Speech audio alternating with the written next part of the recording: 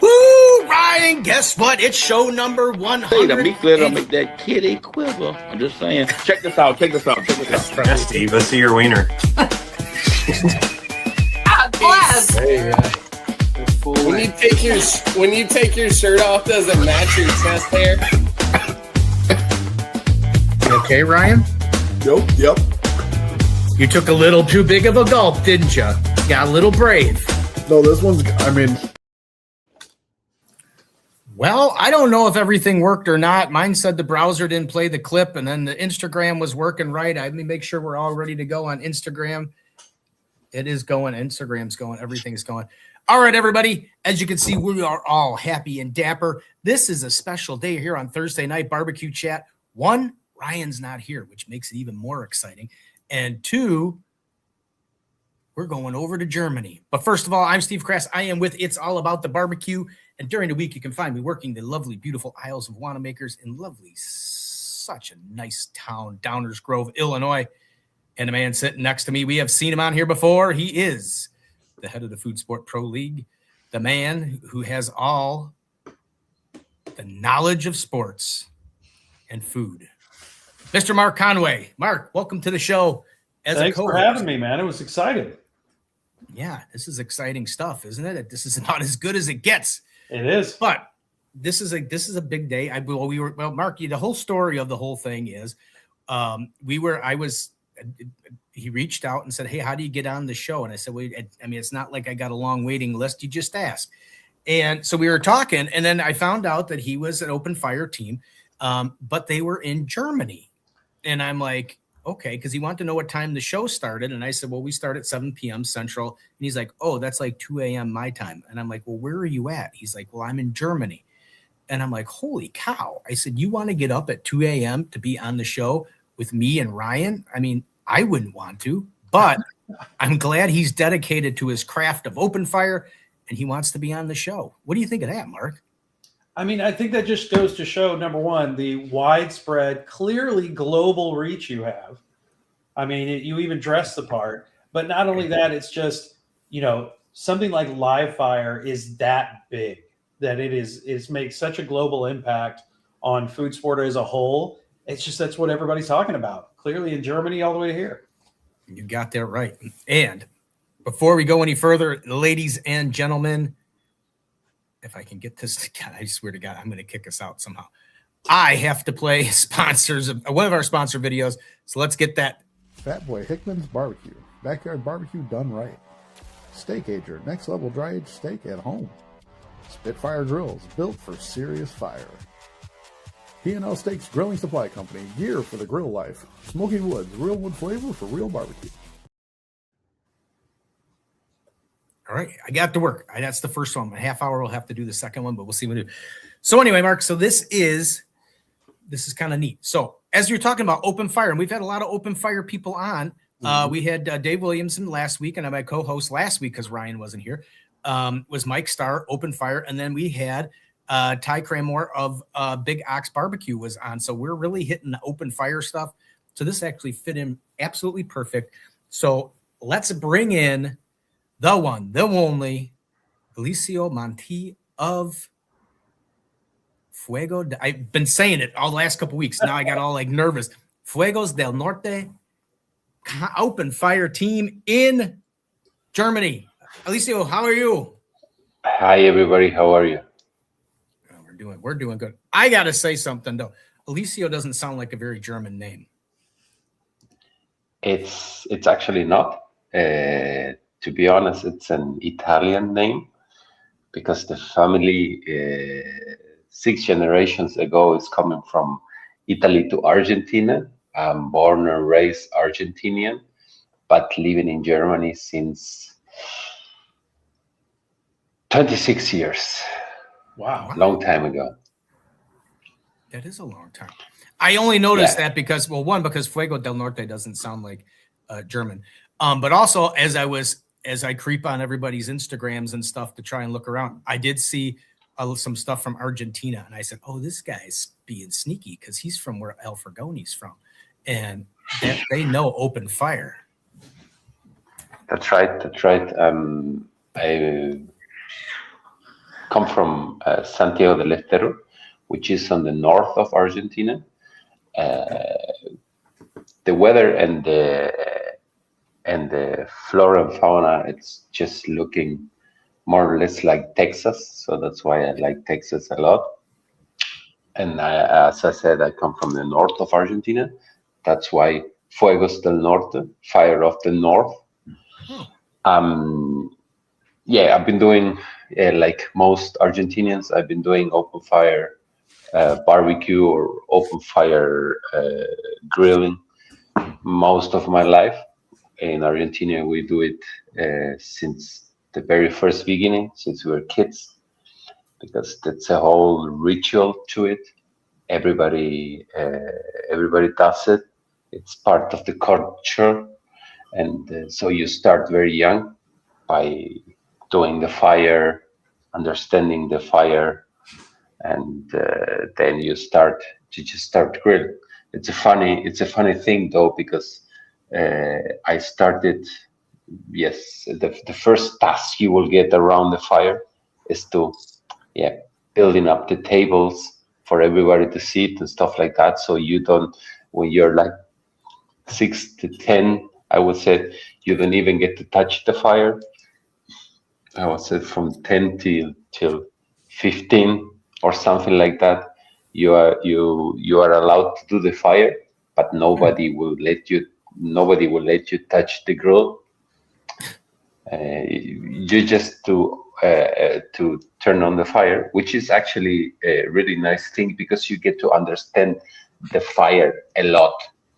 You get to understand the fuel which you're grilling with, and people back there, they grill with the embers.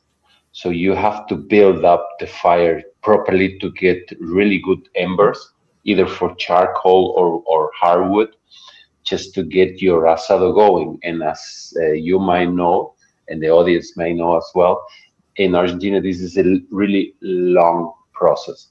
Not as long as smoking, but people are sitting together and eating and having fun for a lot of hours. And the main guy doing the barbecue, or as we call it, the asador, has to he has to work with the fire, has to work with the embers for all this time. So the fire, it's like the one of the main parts you have at the open fire cooking with asado. So it's a craft, and you have to understand it. And when you're just doing it outside your home, somewhere in the wild, you have to understand it even more because you're out there with the elements, and that's the beauty of it, because you have a very big variable, which is the fire. You don't know what will happen, if you will have a lot of fire, less, or a lot of smoke, a lot of flame, and whatever with the charcoal or the wood where you're using. So yeah, you're like well trained for everything if you know how to handle the fire.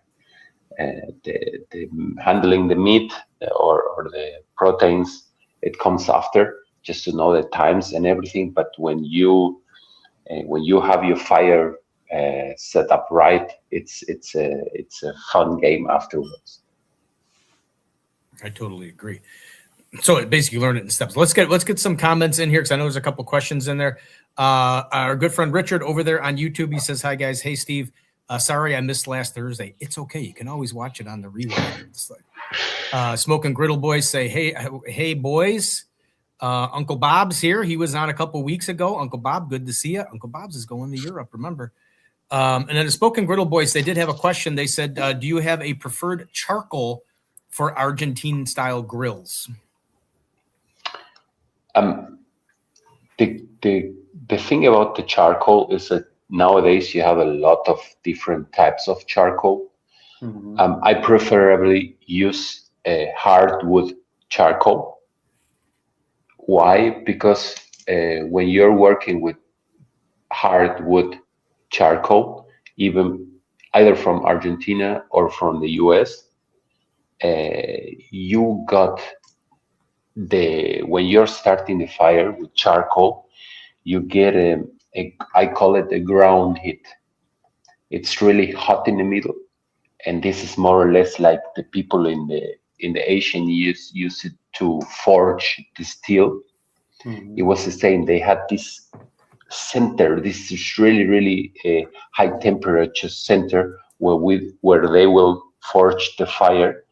And when you got this ground fire, I would say, done properly, everything you put on top, it will just start.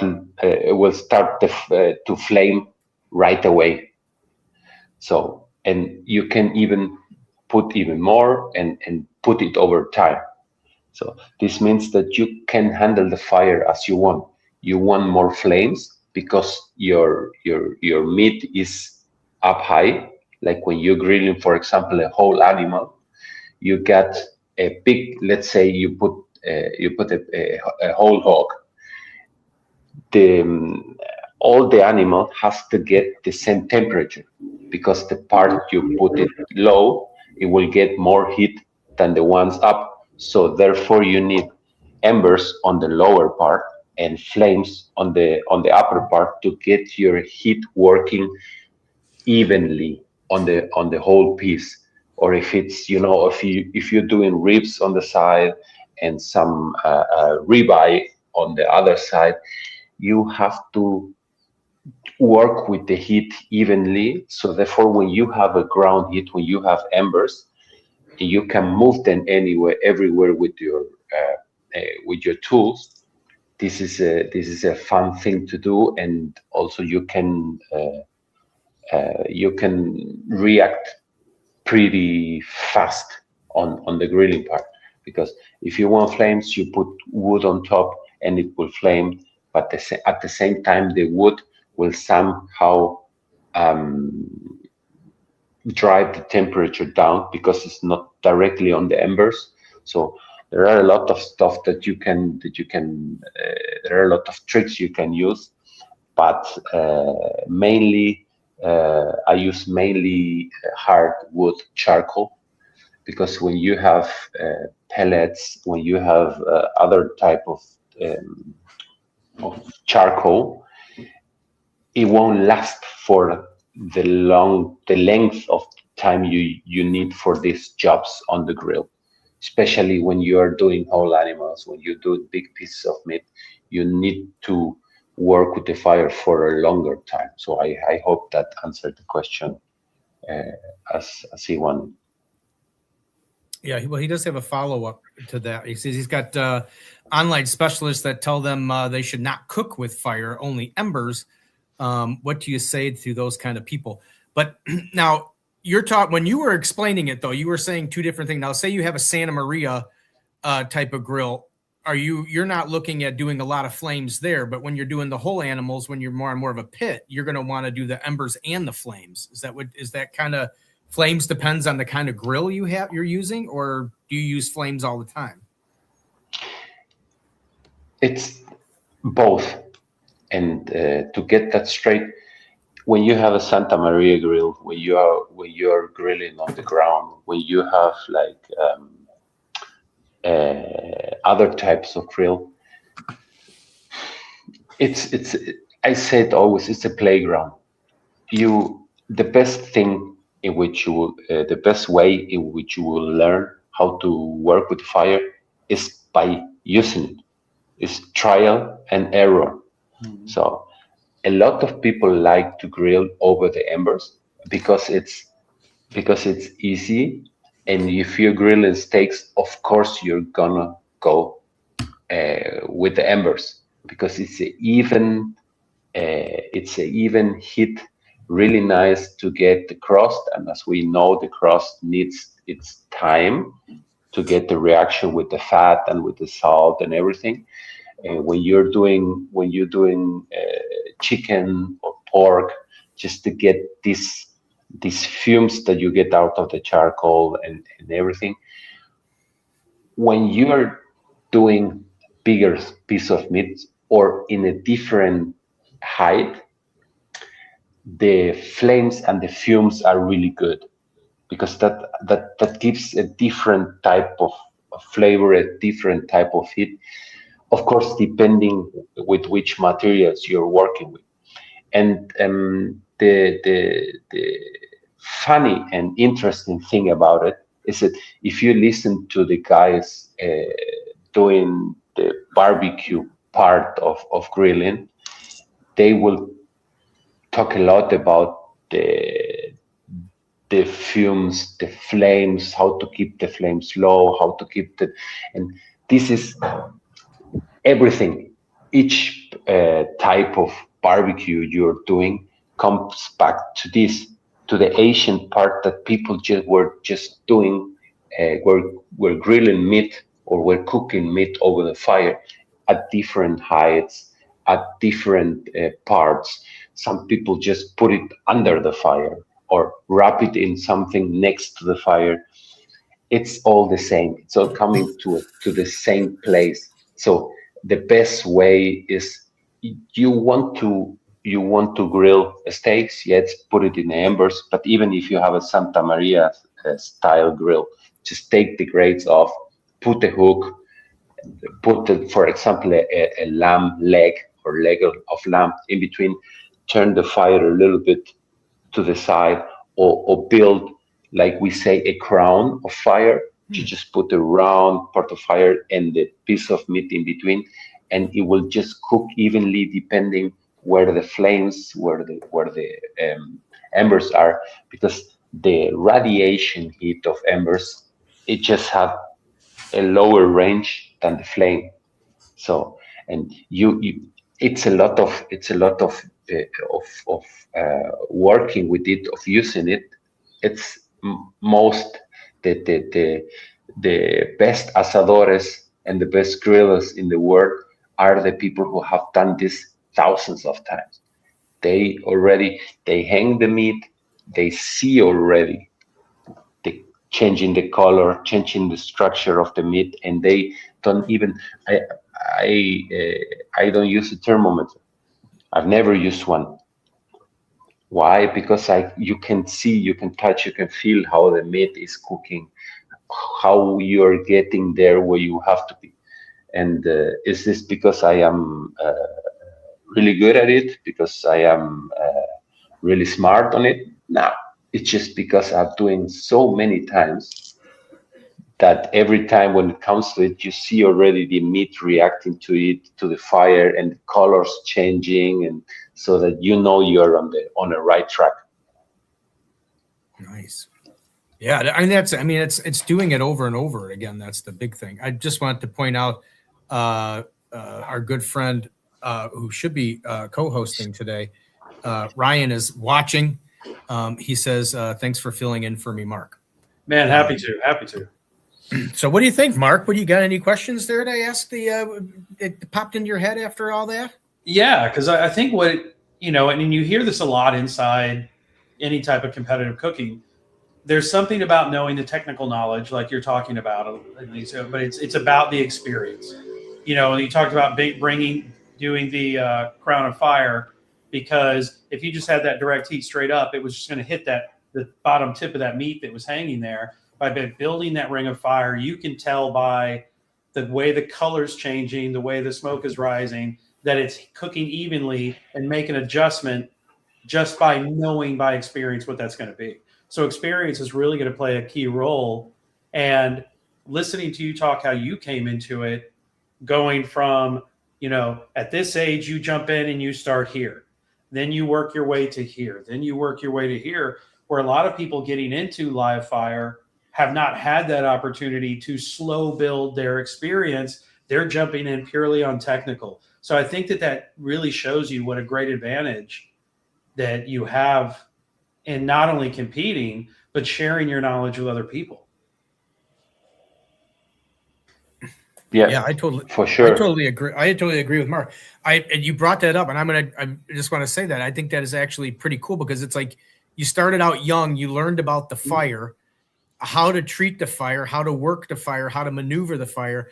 And then as you got older, then you slowly got to use how you learned to use the fire into the cooking. I mean, so you have a huge advantage, my friend.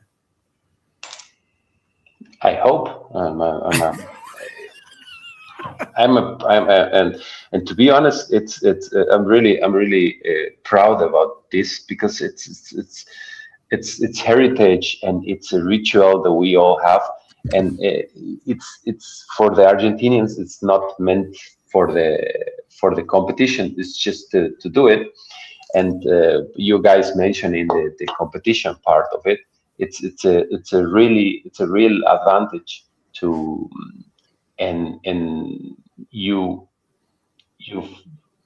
put your craft to the next level when you go into the competition, because for me was to be honest, and I'm gonna drop it just like this. I wasn't happy about competitions. I didn't felt like doing competitions because that somehow um, collides with the idea of asado, of doing grilling the Argentinian way, because you go there like really relax, to have time to just first every Argentinian needs like 45 minutes to 1 hour to get the fire properly going.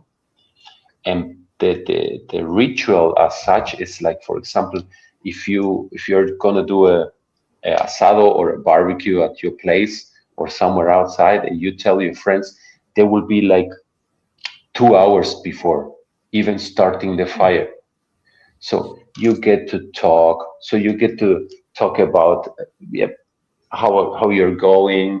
You drink something, you talk, then you start slowly the fire, and you have the discussions about the meat before they come to your place. They take a look at the meat. Oh, this meat look wonderful. Where you get it? Oh, it's at my butcher, that place. Oh, I've been there, I've tried the food, and so on and so on. And everybody is already there just to share the whole experience even before it started. So then when the fire is on, the people start getting there. You already cut some pieces of salami and cheese, and you make some it's called in Argentina, it's called picada, which is like a small starter. Then everybody get there and start talking and having all this social interaction even before the meat has touched the grate. And then when you're doing the meat, people start people already know, the people, they know that for some cuts this will be fast, but for some others you will have to wait. So the asador, the person grilling, decides what comes first, tells the audience, okay, we're gonna go with some sausages now. We will do some skirt steaks right now, so the people will just start feeding somehow, get themselves started, and then you go afterwards with some bigger piece of meats, with some ribs, and you just going around giving people some food, and the people will ask, oh, what about the vacío, the biggest part of it, this triangles with the skirts and the bavettes on it. And they will go, oh, how is the vacío doing? Oh, I think it will need like 10 more minutes, 15 minutes, and say, okay, I wait, or I'll take something which is done. So it's like a really laid back experience. And when the meat is done and everybody has it, and you still sit there and share a little bit more, and continue talking. So everything which was asado, like, it was against any competition sense there. But the first time I was in the open fire meetup and I was competing there,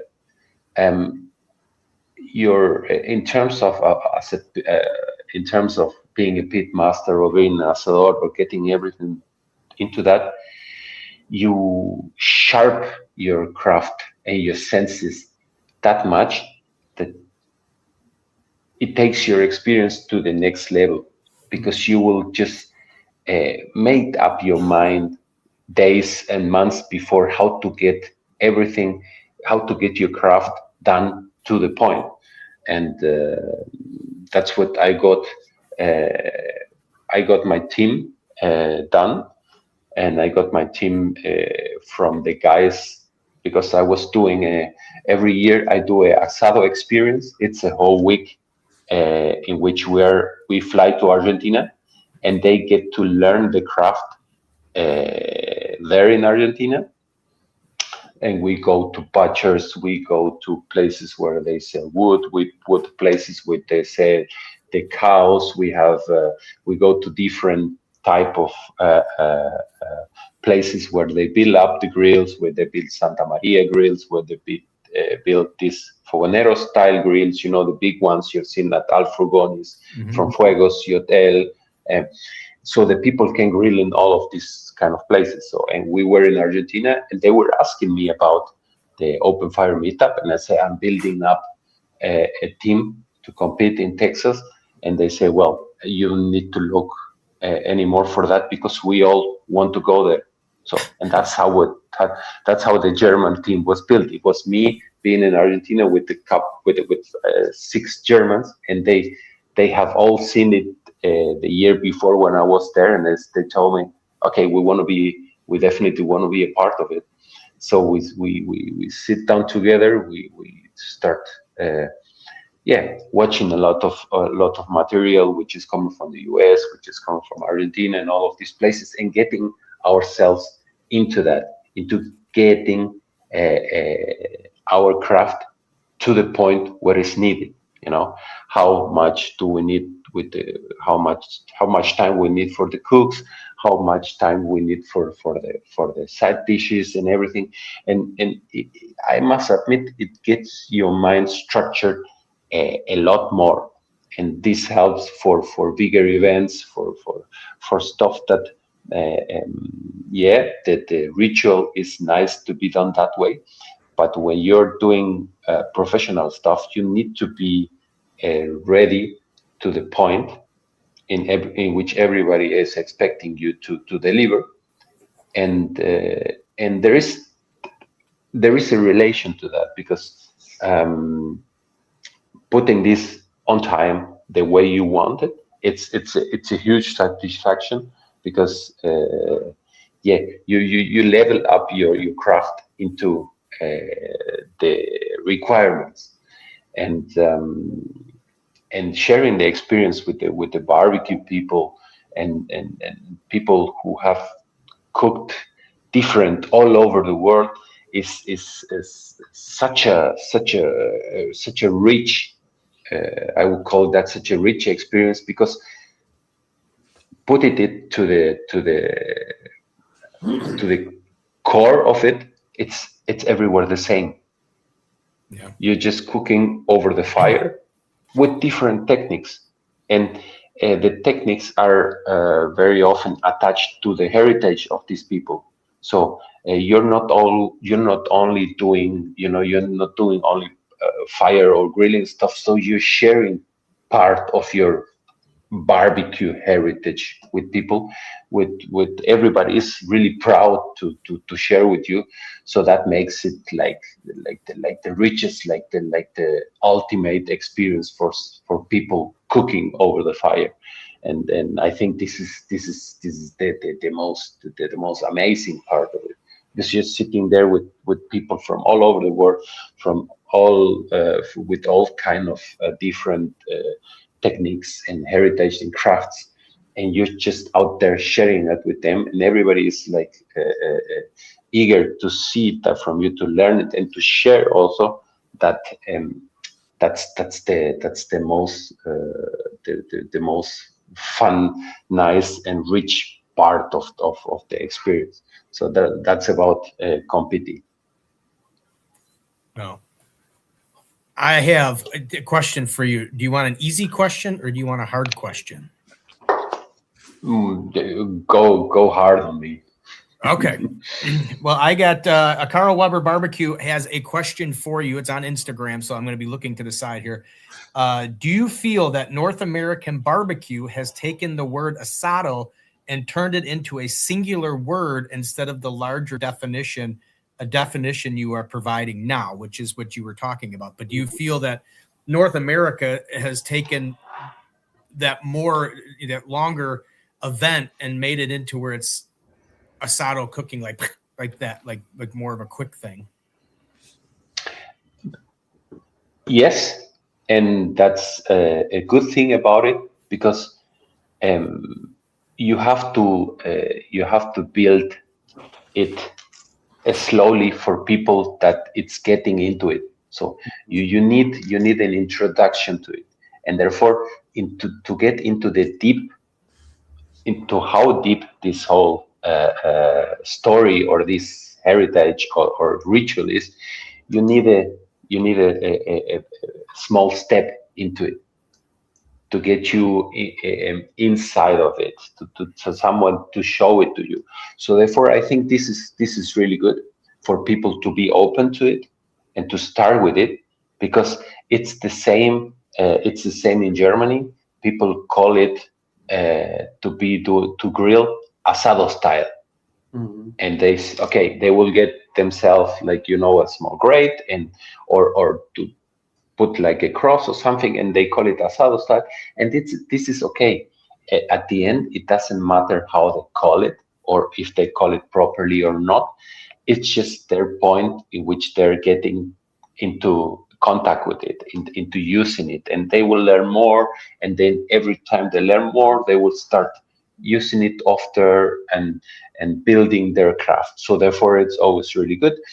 And it's the same with barbecue, because barbecue on your side is such a big thing. And in Germany or in Argentina, people say, oh yeah, I want to smoke something, and they will just put it in a closed asado place, and they will smoke it like for a few hours, and it will be ready to say, yeah, it's not that big deal what they're doing in the US, I can do it as well. So, and then they start going deeper into it, and they will try, for example, a brisket. And if you try to do a brisket in 4 hours, we all know what is going to happen. And if you don't let it, and if you don't let it rest properly and all this stuff. But this is good. This is exactly the sense of it. It's trial and error, and you will start doing stuff that you weren't doing before. And the first time you mess it up, you will say, wow, I mean, come on, it wasn't that easy. It wasn't that easy. There's a lot of thought behind, and then you start researching and you start doing it. And at some point, you will master it. You will be really happy that you did it that way, and you will learn how to do it. And for example, you learn to respect the craft. Why these people? Why these Taffy Stones and Jeremy Yoders and Heath Riles have been doing it for such a long time and are as good as they are? Or even in Al Frugoni, I mean, he's seen the most of the worlds, and he's doing his version out of it. And I do a lot of asado events in Germany, because I'm trying to get asado in Germany out there a lot. And I always say to them, it doesn't matter if you're doing it right, and if you're doing 100% asado, just tell to your audience, just tell to your people, it's your type of asado, it's your version of it, and it's okay as long as you're sharing the experience, and you're sharing your experience to it. You're putting your signature on everything, and it's all good.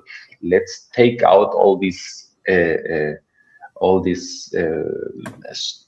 frames that people are putting on it, the names on it. Just do your thing, and the most important thing is you're actually doing it. You're learning about it. You're using the stuff. You're watching the videos on the internet, and that's it. That's what brings the most fun. And the moment you nailed your vacío, you nailed your whole hog, or even if you learn you get your skirt steak to the point, and your guests at home are really happy about it. That's the biggest reward. I mean, you're back. They're taking yourself back to the times you had a cave, and everybody was sitting around the fire, and you cooked something, and everybody was able to eat what you have cooked, and that's the whole experience. That's why men and are so happy to be around the fire, to share, to give food to other people. It's in our DNA. So that's the thing. You getting people to do it, because that's how you will learn, and that's how people will get together. Because it won't be just you doing something in your backyard. It's always people involved. It's your family there. Your kids are learning, and it's this whole ritual that brings back to that time. So it's in our DNA. Cooking with fire, it's in our DNA, and that's the beauty of it. I mean, it's like barbecue. You talk to so many people at, say, Memphis in May, who you ask them, okay, you're on this championship platform with these giant smokers. What do you call it? Barbecue. What does your neighbor down the street call it? Barbecue. And they're just using a little Weber cooking burgers. They still call it barbecue. It's less about the term and more about that experience and what it brings together. Exactly. Well, I would say we got one more. I'm happy, Pappy. I'm getting to your question, so just hold on a second. Fat Kid Nax says, "Hey, compadre," and then Carl Weber Barbecue, and this in response to what you just said, he said, "Very well said." So here was the easy question that I wanted you to have, and that was, what is your favorite spice to barbecue with? That was my good friend Happy Pappy Pepper Powder. He has that question. What's your favorite spice to cook with? Yeah. First of all, this kid, Fat Kid Nax, he is a hell of a guy. I had a lot of fun working with him and being around him last time. So greetings back. I'll be happy to see him in Germany at some point, and love to see the guys. And in terms of spices, I'm again. I think I know my craft until I am somewhere else, or traveling around Europe, or traveling around the world, or in Argentina or something. There is nothing to say about that. Go back again to trial and error thing, because in Argentina we are really down to the basis, salt and pepper, nothing more. Mm-hmm. So we're very into, if you want to put something a little bit different than that, it's just a little bit of chimichurri. And that's how was I thinking all the way in my cage and not saying anything. And then you start working around with some other stuff, like you put on the meat, and it's a world for itself.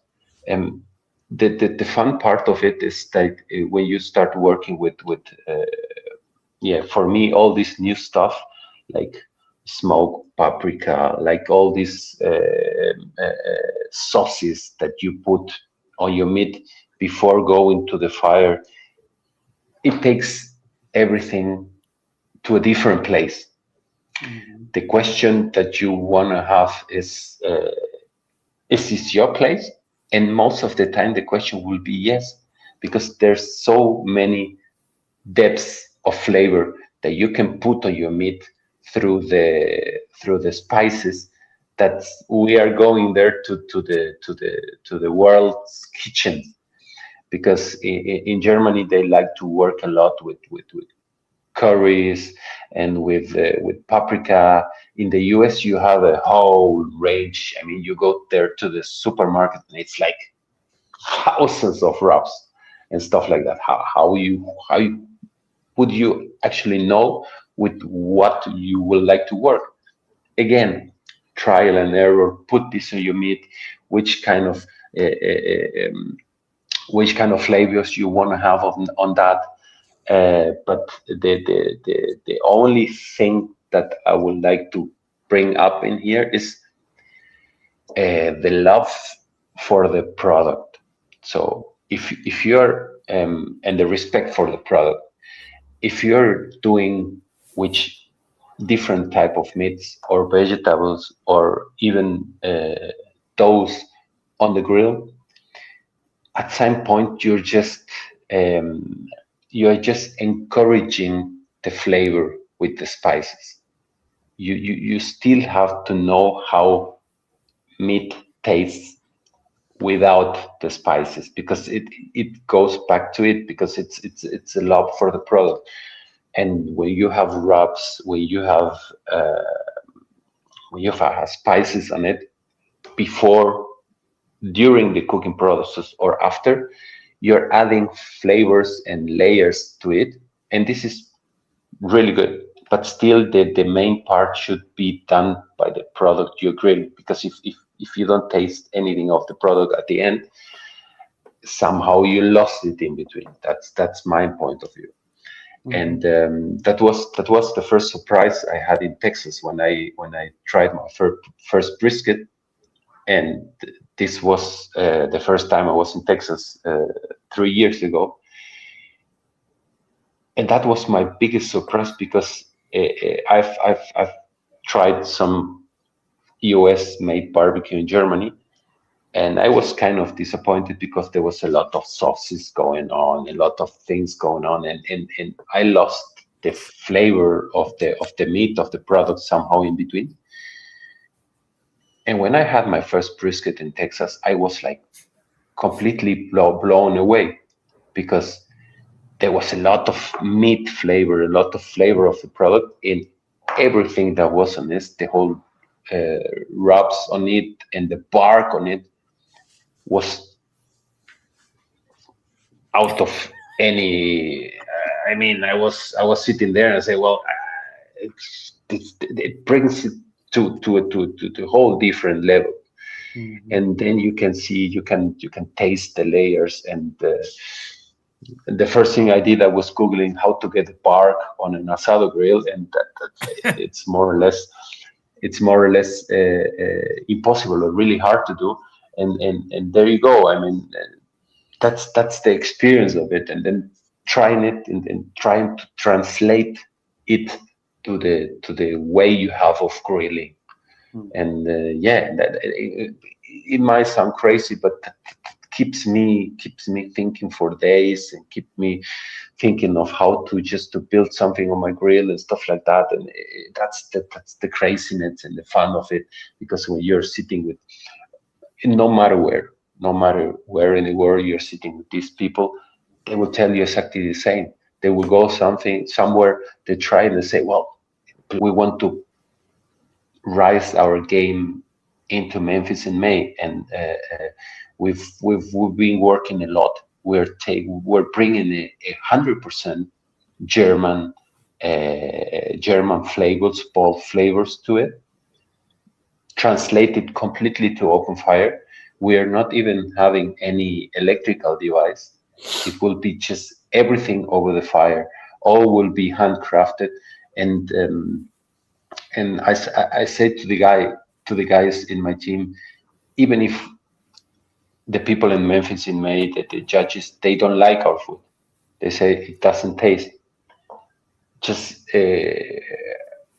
doing the work to put something together, open fire, that will be different, that at some point hopefully change the game somehow. It's the way into it. It's all the juice is in there. So, and we're working really hard on that, and we're happy to do it, and we're happy to blow someone's mind with different flavors and different stuff. That's what we want to do. And this is what brought us to the idea. And this is the first spoiler that I was putting together just for your show. It's that on September 5th, after Memphis and before the next Texas Open Fire Meetup, we will do our Open Fire Festival in Germany. The first one, exactly the same what happens in Memphis and in Texas. There will be teams competing, also feeding the crowd like in Texas. And just for the sake of that, just for the sake of sharing the experience, to get everybody to see to see the people in the teams because they are following them on Instagram.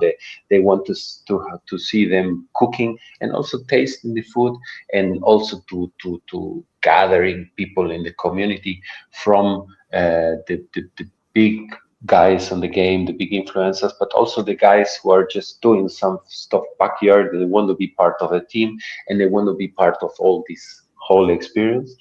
I cherished that a lot when I was in Texas. I think it's a wonderful idea. So, yeah, we had some meetings. We have already the place. It will be in the north of Germany, somewhere near Hamburg.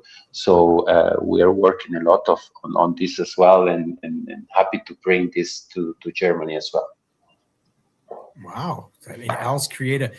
Well, I do have to say, well, one, if you're on Instagram on Thursday Night Barbecue Chat, guess what? I forgot to warn you that the 1 hour mark is here, and you're going to have to either go on Facebook or YouTube because Instagram's gone. Why it does that, I don't know. Maybe Mark knows the answer. I have no idea, but for some reason, after an hour, Instagram cuts out. But I asked Mike Starr that because we were talking about Hondo, Texas last week, what it felt like to be one of the original 12 or 13 that met at Al Fragoni's house, and then be at the open fire meetup last year with the amount of people that were there between social media influencers, open fire people, barbecue competition people, restaurant people, and everybody just getting together. And he just says it's just amazing that it just started out as 12 guys hanging out, and then now it's like 1,500 people from all over the world. And now you're going to be starting your own open fire festival in Germany. So that's kind of, it's like it's branching out. And maybe that, you know what that means, Mark? There's going to be a Food Sport Pro League over there in September 5th in Hamburg outside. You never know. I think we need to make that happen. There you go. See? You're invited, guys. If you want to be there, let me know. We can organize something. But yeah, for sure. Well, I know I won't be there because I don't like to fly. I don't know how the German people will take the Casey and his eating, though. I don't know how that'll go over, but it might be fun. Definitely be interesting. I think it's a great idea. All right. Well, there you go. See, barbecue is all about making family and relationships, as you just talked about. So, but with that, I am going to let you go. Eliseo, thank you for coming on the show. It was great. We're going to have you back on again because there's so many other questions that I wanted to ask you. And this show could go on for hours. Please, please feel free to send me something. I'm really happy to be part of this. I can spend the next 3 hours talking about barbecue and being up because it's what I love, and anytime we can do another sessions without problem. But if there's another question that you want to know now, I can stay awake for a couple of minutes more just for you. You got more energy than I do, my friend. Me and Mark, I guess. It's the can energy. The can energy. Yeah. Well, I just had a cup of coffee, but unfortunately with me, sometimes the coffee, I think because it's warm and everything, it has the opposite effect. It actually makes me feel relaxed and tired than it does anything else. But I appreciate you coming on, and I'll have you on again because, a couple of things. I did want to do my 3 things that I wanted to mention for this week. I know it's at the end of, so nobody's going to really see it. Susie Bullock did come out with a new cookbook this week, so congratulations to Susie. I was talking to Mel from Dark Side of the Grill because I had somebody cancel. I want to see if he's going to be on. Meat Stock is going on right now. Mark, how are you not at Meat Stock? That's in the plans. Okay. There you go. You heard it here first, ladies and gentlemen. The Food Sport Pro League is going to Meat Stock 2027. Shout out to Mel. We want to have him in Germany as well. Hell of a guy. You probably don't have to have. So anyway, Meat Stock is going on, and everybody in the U.S., do not forget Fat Ox Fest is next week. Are you going to Fat Ox Fest there, Mark? No, I looked at it, was trying to make it work, but I'm going to be following it closely. Well, if it wasn't for the fact I think that Memphis in May was like a couple weeks after, there might have been a possibility, but there's a lot of logistics of moving the Ferris grill around. So, all right, Eliseo, we're going to kick you out, but thank you very much for coming on and keep up that stuff. And because I'm going to get into the whole barbecue in Europe thing because, as Mark knows, we take it here in the U.S. for granted that barbecue is everywhere and anywhere. In any given suburb, you could probably have 15 to 20 different barbecue joints, and they're all going to cook it different. And we're not that far away from a city that has great barbecue. But Europe, I think, is different. And I want to get into that point to it. But that's for a whole nother show. We'll schedule something down the road here. Maybe as we get closer, maybe in August. I'll reach out to you afterwards. Maybe in August as we get closer to your Hamburg Fest. Hamburg. Well, see, look, there's Hondo and now there's Hamburg. See, it kind of goes together.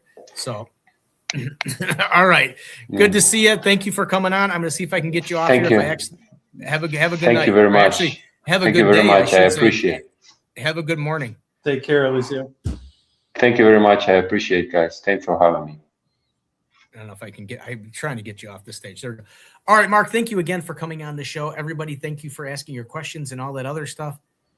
Mark, I'm excited about the Food Sport Pro League in Memphis. I wish I could go. I really do.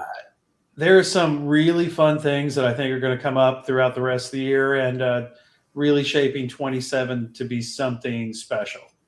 So it's amazing. We go places and we start conversations with people, and next thing you know, they want this. They want to build their own division in the league. They want to have more. So food sport is only getting bigger, only getting stronger. I'm excited about that. So get over to Food Sport Pro League. Check out Mark's website. Check out everything that's coming on. And then don't forget, let's not also forget, I forget the name of it. See, because I always thought we want to call it something. What is the name of the exact official name of the eating championship? Because that's what I always call it, but I know it has an actual full long name. Yep. Casey Webb's Ultimate Eating Championship.